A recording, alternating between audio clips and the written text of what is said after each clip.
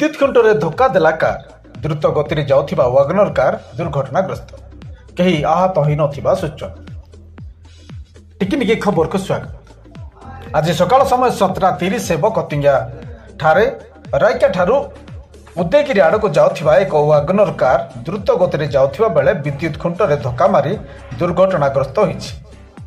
धक्का एते भयानक थिला जे विद्युत खुंट भांगी जाइछि।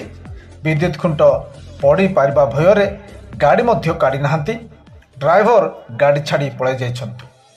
भाग्यवशत विद्युत खुंट थिबारु गाड़ी रास्ता तळको खसी नाही, नहेले अत्यंत गंभीर दुर्घटना होइथांता।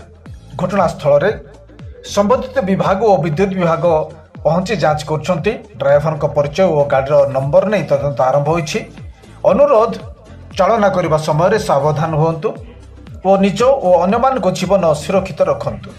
दर्शक बंधु टिकिनिकी खबर अधिक अपडेट पाई टिकिनिकी खबर को सब्सक्राइब, लाइक और शेयर करने को भूलिबे नहीं।